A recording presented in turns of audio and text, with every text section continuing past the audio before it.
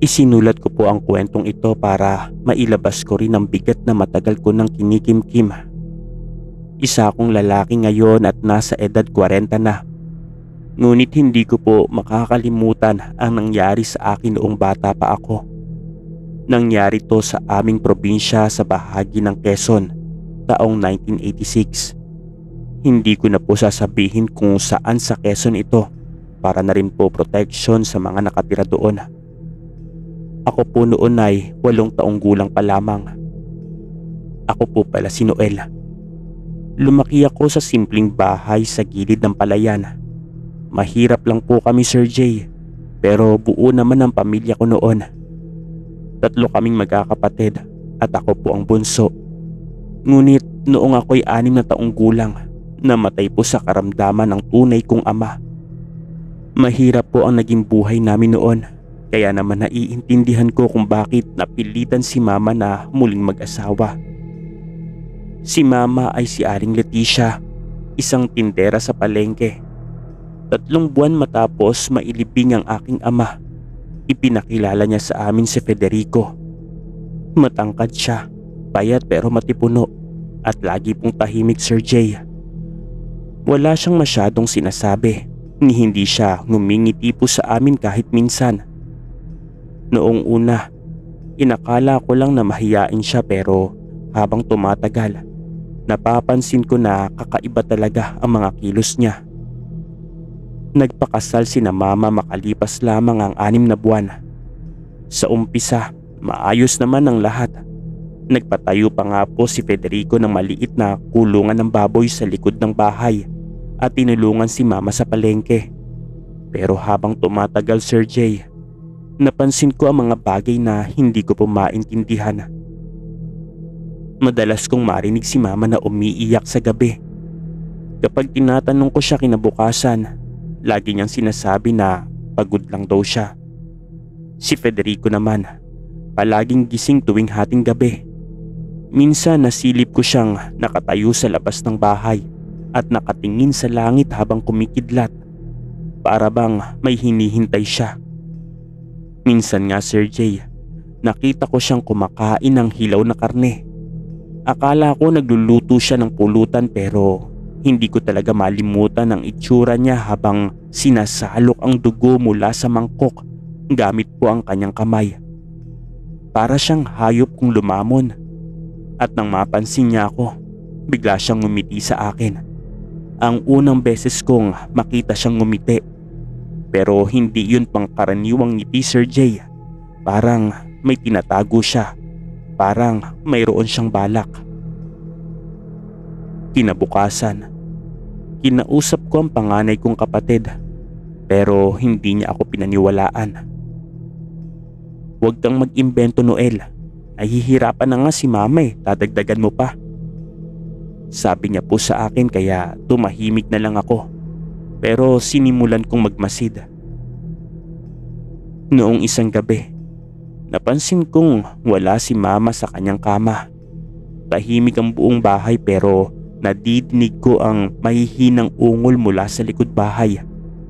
Dahan-dahan po akong lumabas at mula sa siwang ng bintana, nakita ko si mama na parang nakagapos at si Federico hubot-hubad habang tila dinidilaan ang leeg niya. Hindi ako gumagalaw, Sir Jay, para akong naestatwa.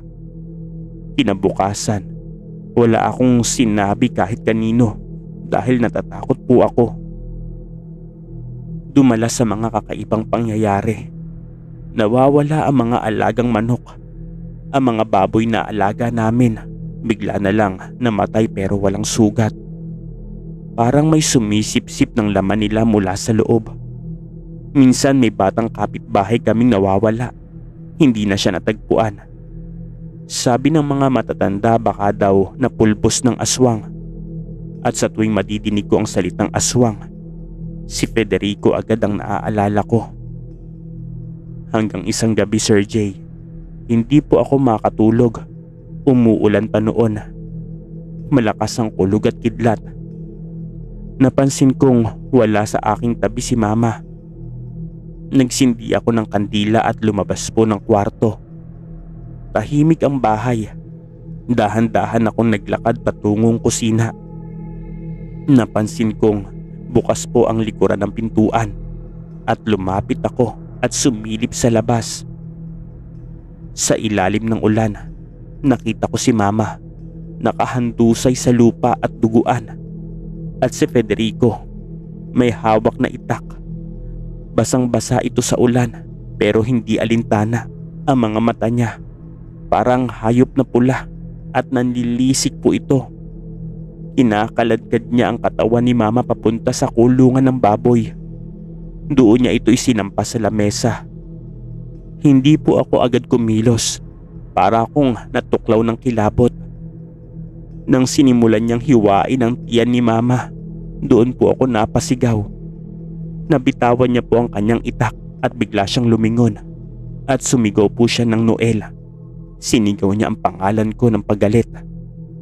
Pero hindi na ako naghintay na lumapit siya, kaya po tumakbo ako palayo, palabas po ng aming bahay kahit na malakas ang ulan. Nakapaalang ako, sugatan ng paa ko dahil madulas po ang daan. Nadapa ako sa palayan pero patuloy akong gumapang at tumakbo. Nakarinig ako ng sigaw mula sa likuran at sinasabing bumalik ka rito. Para siyang hayop na galit at mabilis siyang tumatakbo na parang hindi tao. Naramdaman kong papalapit siya, kaya naman lumigo ako papasok sa makapal na halaman at doon po ako nagkubli. Hindi ako gumagalaw, halos hindi na rin ako humihinga. Lumipas ang ilang minuto. Nadinig kong dumaan siya sa likod ko at humihingal siya. Amoy na amoy ko ang dugo sa hangin. At pagkatapos ng ilang oras, nang sinigurado kong wala na siya, saka ako lumabas. Bumalik ako sa baryo at kumatok sa bahay ng isang kamag-anak. Umiiyak ako habang sinasabi ang lahat. Hindi po sila agad naniwala sa akin, pero nang puntahan nila ang bahay ay wala na doon ang bangkay ni Mama. Walang bakas ng dugo, malinis ang paligid at para bang walang nangyari. Simula noon, Sir Jay, pinalayas na si Federico sa baryo. Pero bago siya umalis, tumingin muna siya sa akin at sinabing, babalikan kita. Habang sakay siya ng tricycle ay hindi ko na siya muling nakita. Lumipat po ako sa Bicol. Doon na ako pinalaki ng isang tiyahin ko. Lumaki akong tahimik at mahiyain pero puno po ako ng takot. Sa bawat tunog sa gabi, bumabalik sa alaala ko ang mga mata ni Federico, ang amoy ng dugo, ang sigaw ni Mama. Hindi ko alam kung buhay pa si Federico ngayon, pero naniniwala akong hindi siya tao. Isa siyang aswang. At ako ang saksi sa tunay na mukha ng halimaw. Ngayon taong 2025, 47 taong gulang na ako at may sarili ng pamilya. Pero hindi pa rin nawawala sa alaala ko ang gabing iyon. Sa tuwing titignan ko ang mga anak ko, pinapangako ko sa sarili kong hindi ko sila hahayaang danasin ang naranasan ko. Hindi ako tatahimik. Ibabahagi ko ito para kung sakaling si Federico ay buhay pa at nasa paligid, malaman niyang hindi ko siya kinalimutan. Dahil minsan, ang aswang ay hindi nakakalipad. Hindi siya tulad na may pakpak. Dahil minsan, siya ay isang taong nakatira sa loob ng inyong tahanan. Humihinga at kumakain at naghihintay lang ng tamang pagkakataon para kumitil ng buhay. Ito po ang kwento ko at sana magsilbi itong babala. Ako po si Noel. Maraming salamat po.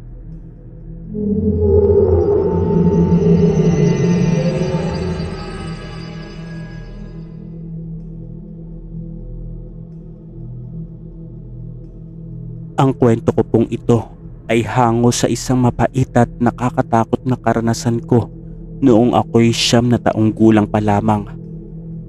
Nangyari ito noong taong 1983 sa isang liblib na barangay sa probinsya ng Bicol. Hindi ko na po, Sir Jay, sasabihin ang eksaktong lokasyon. At sa panahong iyon, simple lang ang aming buhay. Nakatira kami sa isang lumang bahay na yari po sa kahoy. Kasama ko noon ang aking nanay na si Aling Deli, ang lola ko na si Lola Conching, at ang dalawa kong nakababatang kapatid na sina Lita at Nonoy. Mayroon din kaming kasama sa bahay na siyang naging ikalawang asawa ng nanay ko, at ito po si Mang Ruben. Hindi ko talaga siya kilala bilang tunay kong ama. Bata pa lang ako noong nawala ang tunay kong ama sa aksidente. At pagkatapos po ng ilang taon, dumating po si Mang Ruben sa buhay namin. Sa unang tingin, Sir Jay, ay maayos naman siya. Tahimik po siya, masipag sa gawaing bahay at parang mabait. Pero habang lumilipas po ang panahon, may mga bagay akong napapansin sa kanya na hindi ko po maintindihan noon. Madalas siyang umuuwi ng 10 oras ng gabi. May amoy siyang hindi ko maipaliwanag eh. Hindi rin pawis yun, hindi rin malansang isda, kundi parang bulok na karne, yun po yung amoy niya. Madalas din siyang mag-isa sa kusina na walang ilaw. Nakaupo lang sa dilim, at minsan nga nakita ko siyang umiinom ng isang likido mula sa bote na parang dugo ang itsura. Akala ko dati, Sir Jay, isa lang siyang kakaibang tao. Bata pa po kasi ako noon kaya hindi ko agad naisip na may mali na pala. Hanggang isang gabi, bago mangyari ang trahedya, nagising ako dahil sa kakaibang tunog. Parang may pumupunit ng laman, may umuungol sa baba ng bahay. Dahan-dahan po ako bumaba noon. Hindi ako gumawa ng ingay. Tumigil ako sa may hagdan at sumilip ako. Doon ko po nakita si Mang Ruben. Nakaluhod po sa gitna ng sala. Hawak ang isang baboy na hiniwa niya ng buhay. Pero hindi ito ordinaryong katay lang. Nakangisi siya at nilalamas ang laman loob na parang hayok na hayok. Ang mukha niya po ay madungis na at ang mga mata niya ay namumula. Doon pa lang nanindig na po ang balahibo ko. Hindi ko alam ang iisipin noon at baka nananaginip lang ako. Kinabukasan, Sir Jay, ay nagkunwari akong wala po akong nakita. Pero simula noon, hindi na ako mapakali. Lalo na noong sunod-sunod na nagsimulang magkasakit ang mga kapitbahay namin. May mga nawawala ding alagang hayop. At isang gabi, nadinig ko ang usapan ng nanay ko at ni Lola. Nagsisimula na daw silang magduda kay Ruben. Sabi pa nga ni Lola, may nararamdaman daw siyang kakaiba sa bahay. Binalaan niya pa si nanay na baka hindi tao ang pinakasalan niya, pero huli na ang lahat.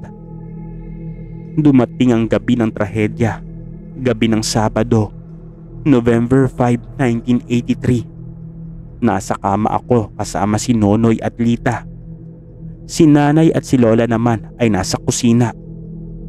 Bigla kong narinig ang isang malakas na sigaw.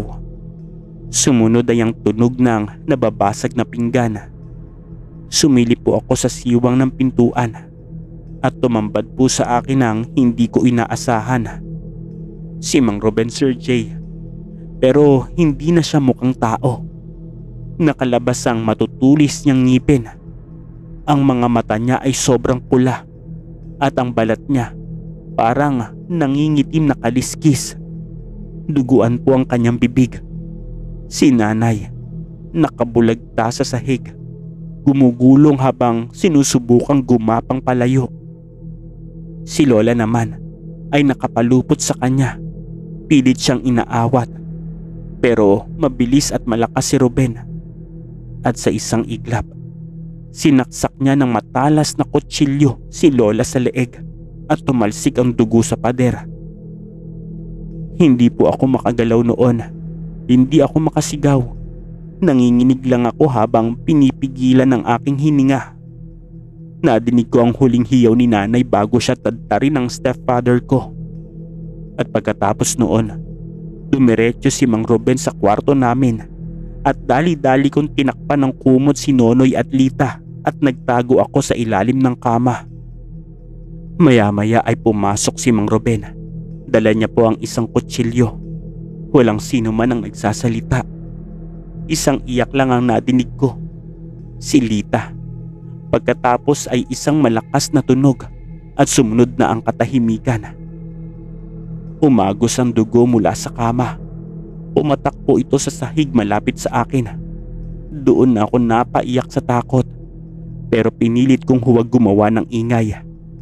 Ilang sandali pa, parang umalis na si Mang Ruben sa kwarto. Naglakas loob akong gumapang palabas. At pagkalabas ko ng bahay, mabilis po akong tumakbo. Wala po akong tsinelas noon. Walang direksyon. Tumakbo ako sa masukal na bahagi ng likod ng bahay, palayo po sa kabahayan. Dumiretso ako nun sa kakahuyan. Nagkubli ako sa mga damuhan hanggang sa makalayo ako ng husto. At kinabukasan, Sir Jay, napadpad ako sa bahay ng isang matandang babae sa kabilang baryo. Agad silang tumawag ng pulis at sinamahan ako pabalik sa bahay. Pero laking gulat namin, wala na po ang bangkay. Wala na ding bakas ng dugo at wala na si Mang Ruben. Parang walang nangyari. Ang sabi pa ng mga pulis, baka isa lang daw yung bangungot o trauma. Pero alam kong hindi ako nagkamali. Alam kong totoo ang lahat. Dahil po wala akong kamag-anak na tumanggap sa akin. Inilagay ako sa bahay ampunan. Doon na po ako lumaki. Dala-dala ko ang bangungot ng nakaraan. Paulit-ulit sa isip ko ang mga imahe ng gabi ng November 5. Hindi ko nalaman kung nasaan si Ruben. Hindi na rin siya hinanap pa ng pulis. Para bang nabura siya sa mundo. Lumaki ako ng may takot sa dilim, sa katahimikan ng gabi at sa mga taong masyadong tahimik. Kahit matanda na po ako ngayon, Sir Jay, sariwa pa rin sa alaala ko ang lahat. Hindi ko na muling binalikan ang baryo namin. Ni hindi ko rin nabanggit sa mga nakasama ko sa bahay ampunan ang totoo kong kwento. At tuwing tinatanong nila kung bakit ako nandoon, sinasabi ko na lang na iniwan ako ng pamilya ko. Ngayong nasa edad 30 na ako, may sarili na po akong trabaho at tahanan. Hindi pa rin ako lubusang matahimik. Dahil sa bawat gabi na may buwan, naaalala ko ang mukha ni Mang Ruben, ang kanyang ngisi, ang mga pula niyang mga mata, at ang huling hiyaw ng nanay ko. Hindi ko alam kung buhay pa siya o kung isa na rin siyang bangkay. Pero ang tiyak ko, siya ay isang halimaw na nabuhay bilang anyong tao. Hanggang ngayon, dala ko ang bigat ng katotohanan na wala akong napaglabasan ng totoo noon. At kahit ngayon, alam kong hindi pa rin ako paniniwalaan ng karamihan. Ako po si Daniel at ang alaala ng gabing iyon ay hindi lang bahagi ng nakaraan. Ito po ay pilat ng habang buhay kong dadalhin.